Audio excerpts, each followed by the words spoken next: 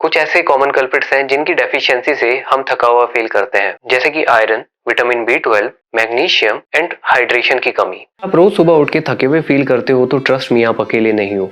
मैंने भी कई साल तक ये स्ट्रगल किया है। रोज सुबह उठ के ऐसा लगता था कि जैसे मैं सही से रेस्ट नहीं कर पाया, लेकिन अब नहीं। मैंने अपनी नींद और एनर्जी को ठीक करने के लिए काफ़ी रिसर्च की, अपने हैबिट्स बदले और अब मैं ज़्यादा फ्रेश फील करता हूँ। आज मैं आपसे वही साइंस बेस्ड सीक्रेट्स शेयर करूंगा जिनसे मेरी लाइफ चेंज हो गई एंड आई होप आपको भी उनसे काफ़ी फ़र्क पड़ेगा। तो थके होने का फर्स्ट रीज़न है पुअर स्लीप क्वालिटी।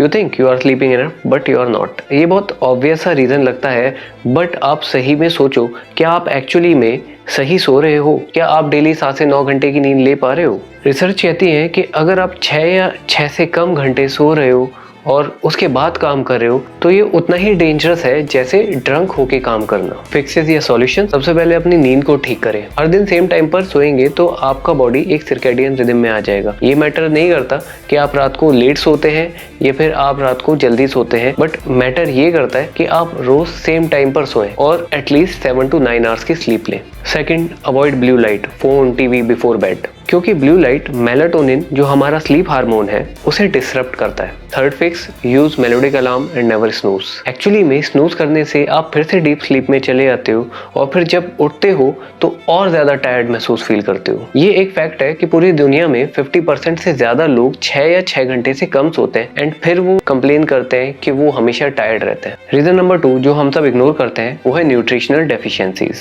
अगर आप रोज सुबह ड्रेन फील करते हैं तो हो सकता है कि आपकी डाइट भी इसमें एक बहुत बड़ा रीजन हो। कुछ ऐसे कॉमन कल्प्रिट्स हैं जिनकी डेफिशिएंसी से हम थका हुआ फील करते हैं, जैसे कि iron, vitamin B12, magnesium and hydration की कमी। तो इसके फिक्सेस, सबसे पहले हाइड्रेट योरसेल्फ। आपको ये जान के हैरानी होगी बट पानी की कमी से भी फैटिग होता है।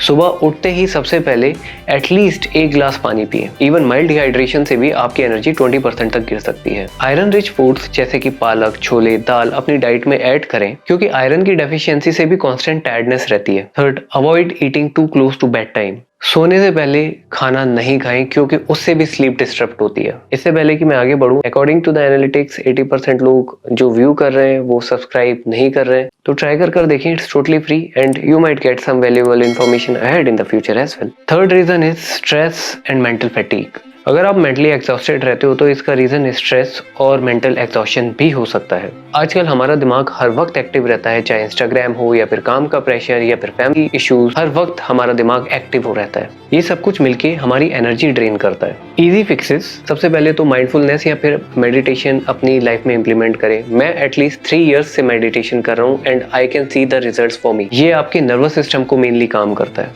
सेकंड इज डिजिटल डिटॉक्स करें। रात को अपना फोन बंद करें या फिर अपने पास एटलीस्ट लेकर नहीं सोएं। ये आपकी स्लीप और एनर्जी लेवल दोनों को इम्प्रूव करेगा। थर्ड इज, अगर नींद नहीं आ रही है तो सिर्फ बेड पर पड़े नहीं रहें, उठें, रिलैक्स करें और जब नींद आए तब बेड पर दोबारा जाएं। फैक्ट, क्रोनिक स्ट्रेस से कोर्टिसोल का लेवल बढ़ जाता है जिसकी वजह से हमारी बॉडी हमेशा फाइट या फिर फ्लाइट मोड में रहती है। Reason number 4, sedentary lifestyle, irony of too much rest. बिना मूव किए रहना भी एक बहुत बड़ा रीजन है फैटीग का, जब आप पूरे दिन एक्टिव नहीं है।